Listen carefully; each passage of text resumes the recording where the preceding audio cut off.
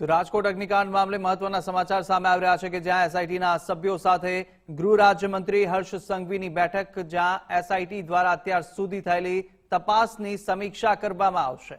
SIT દ્વારા લેવાયેલા નિવેદનો અંગે પણ બેઠકમાં ચર્ચા થશે, તો આગામી તપાસના મુદ્દા સહિત ફાઇનલ રિપોર્ટની પણ ચર્ચા કરવામાં આવશે। અને આ તરફ સ્વર્ણિમ સંકુલ 2 માં હર્ષ સંઘવીની ઓફિસમાં જ આ મહત્વની બેઠક મળવાની છે।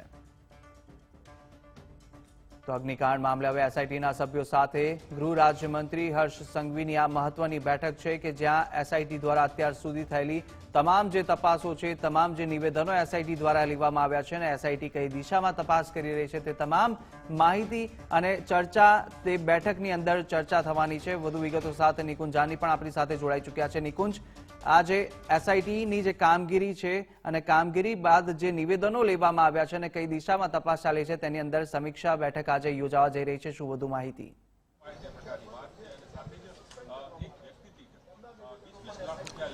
जी कुशाग्र, बस थोड़ा समय बाद स्वर्णिम संकुल 2 गृहमंत्रीનું જે કાર્યાલય છે ત્યાં એસઆઈટીના સભ્યોની એક મહત્વની બેઠક મળશે। ગૃહ રાજ્યમંત્રી હર્ષ સંઘવીએ એસઆઈટીના સભ્યોની આ બેઠક બોલાવી છે।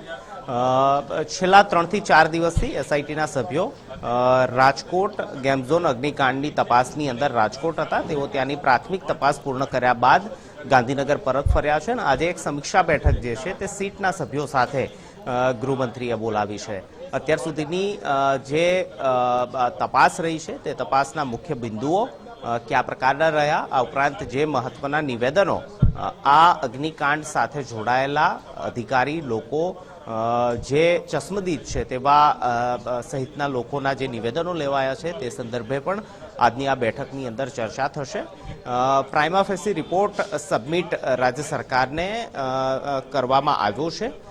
તે પ્રાઇમરી રિપોર્ટની અંદર શું કારણ આગ લાગવા પાછળનું અને આ પ્રકારની દુર્ઘટના પાછળ કોણ જવાબદાર છે અને હવે પછી ભવિષ્યની અંદર આ પ્રકારની ઘટના ન બને તે માટે એક્શન ટેકન રિપોર્ટ પણ આ એસઆઈટી તરફથી રાજ્ય સરકારને સુપ્રત કરવાનો છે। અલબત્ત તેના માટેનો 10 દિવસનો સમય આપવામાં આવ્યો હતો, પરંતુ વચગાળાની આ સમીક્ષા બેઠક જે છે તે બોલાવવામાં આવી છે।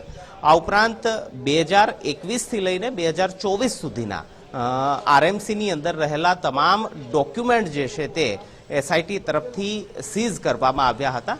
જે દિવસે આગની ઘટના બની અને રાત્રે 3 વાગે એસઆઈટીના સભ્યો રાજકોટ પહોંચ્યા હતા, તે જ રાત્રે આ તમામ ડોક્યુમેન્ટ જે છે તે એસઆઈટી તરફથી કબજે લઈ લેવામાં આવ્યા હતા કે જેના કારણે પાછળથી આ ડોક્યુમેન્ટ સાથે કોઈ છેડછાડ ન કરી શકે। અને આ એવા ડોક્યુમેન્ટ છે કે જેમાં ગેમ ઝોનને પરવાનગી આપવાથી લઈને ગેમ ઝોન ના ચકાસણી સુધીની જે પણ કાર્યવાહી હોય તેની અંદર ક્યાં ક્યાં અધિકારીની રોલ રહ્યો હતો તે ખૂબ મહત્વનું છે અને તેને લઈને આ ડોક્યુમેન્ટ સંદર્ભે પણ મહત્વની ચર્ચા થશે। થોડા જ સમયની અંદર આ એસઆઈટીની બેઠક જે છે તે સ્વર્ણિમ સંકુલ 2 ખાતે શરૂ થશે, જેમાં એસઆઈટીના તમામ સભ્યો હાજર રહેશે અને ગૃહ રાજ્યમંત્રી હર્ષ સંઘવી પણ આ બેઠકની અંદર હાજર રહેવાના છે। જી નિકુંજ, માહિતી બદલ આપનો આભાર।